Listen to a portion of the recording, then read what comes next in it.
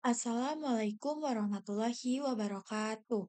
Perkenalkan nama saya Selvi Dwi Piana. Saya dengan NPM 2578313. Saya dari kelas TRPL 2D. Di sini saya akan menjelaskan eh, tugas mata kuliah struktur data. Di sini yang pertama tuh di sini ada file yang dimana file itu eh, menerapkan konsep queue atau antrian dalam mengorganisir data dalam program. Untuk indikator capaian kinerjanya, ketepatan penjelasan konsep dalam mengorganisir data dalam program, ketepatan dalam menjelaskan teknis, ketepatan dalam menerapkan konsep queue ke dalam program C++. Untuk teorinya, dalam bab ini kita akan membahas tentang metode queue atau antrian data. Pembahasan diawali dengan pengertian, kemudian akan dibahas dua operasi utama, yaitu store dan retrieve. Masing-masing pembahasan operasi disertai dengan ilustrasi visual untuk menggambarkan tiap prosesnya. Dibahas pula circular queue yang disertai simulasi. Pada akhirnya, materi akan diberikan studi kasus beserta latihan. Untuk di sini, kalian bisa lihat operasi store, retrieve. Retrieve itu adalah proses pengeluaran elemen dari queue-nya. Operasi ini sering disebut juga sebagai remove atau dequeue.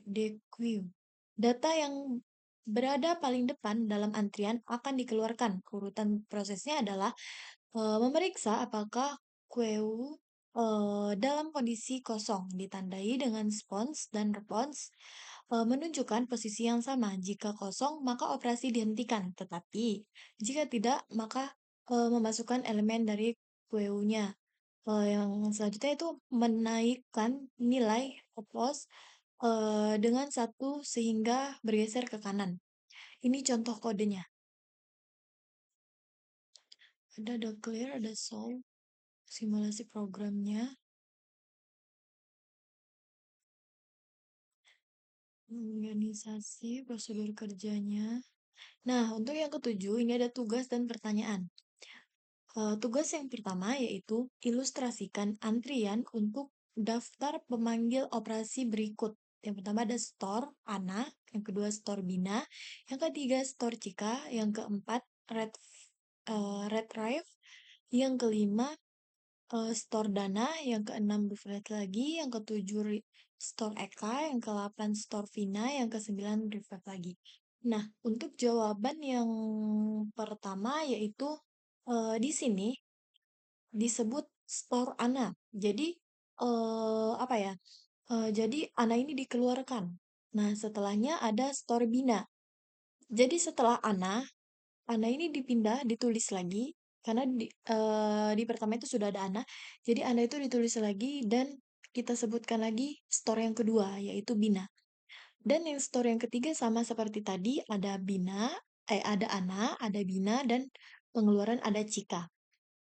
Nah, untuk store sendiri itu berarti store itu menambahkan data ke belakang antrian. Dan untuk retrieve ini adalah berarti data itu dapat mengambil data yang paling depan dan dari antrian.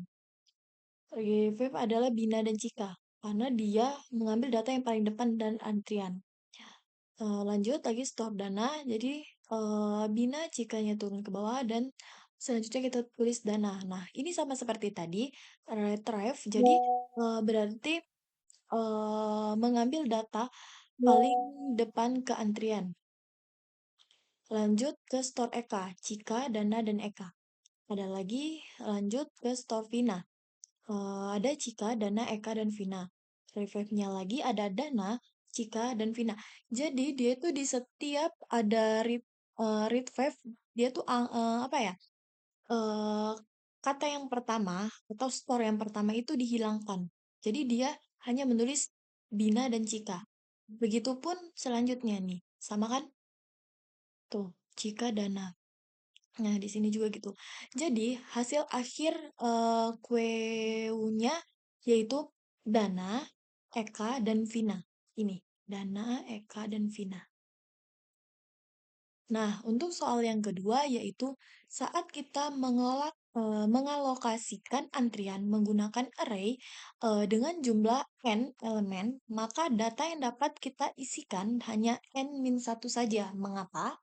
Eh, di sini sudah saya jelaskan karena pada QU berbasis array diperlukan satu posisi kosong untuk membedakan kondisi, yaitu kondisi penuh dan kondisi kosong. Jika semua elemen array terisi penuh, maka posisi font dan real akan sulit dibedakan.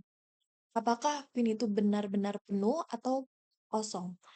Oleh sebab itu, satu slot dikosongkan agar sistem dapat mengenali kondisi QU-nya dengan benar. Contohnya yaitu jika ukuran array sama dengan 5, maka data maksimal yang dapat disimpan hanya 4 elemen saja. Lanjut kita bahas soal nomor 3. Terdapat ilustrasi antrian sebagai berikut. Di sini ada repost-nya 9, 12, 14, 7, 5, dan 12. Di sini ada 0, 1, 2, 3, 4, 5, dan 6. Di sini ada post-nya, di sini ada QEU-nya. Untuk penjelasan yang nomor 3 yaitu, pada gambar terdapat QEU dengan isi 9, 12, 14, 7, 5, dan 12. Ini ya, nih yang kayak yang ini nih. Nah, untuk keterangannya, spons berada pada indeks 3. Dan yang kedua, spons berada pada indeks 5. Tuh. Artinya, spons ini digunakan sebagai petunjuk posisi penambahan data. Dan repost itu digunakan sebagai petunjuk posisi pengambilan data. Jadi, kalau spons ini untuk penunjuk posisi penambahan datanya, untuk repost ini sebagai petunjuk posisi pengambilan data. Nah, karena repost berada pada indeks kelima. Repost berada pada indeks kelima. 0, 1, 2, 3, 4, 5. Angka 12 itu ya.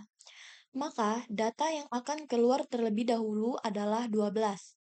QU-nya menggunakan metode FIFO, freeze in for out, yaitu data yang masuk pertama akan keluar pertama juga. Nah, ini contohnya.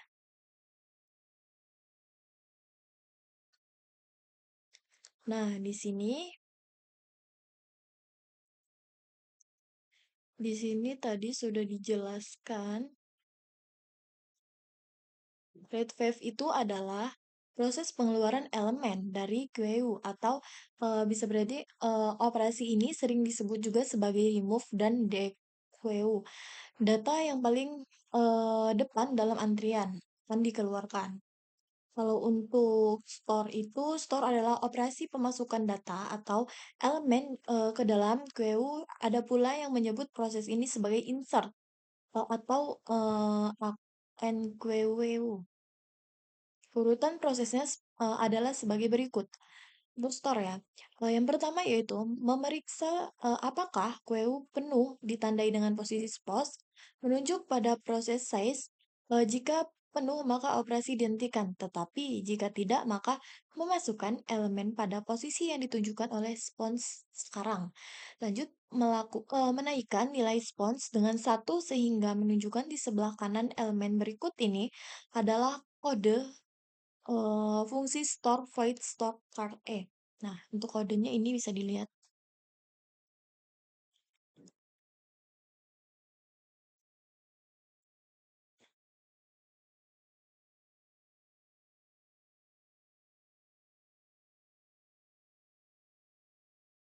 Nah, untuk jawaban 1, 2, 3 sudah saya jelaskan.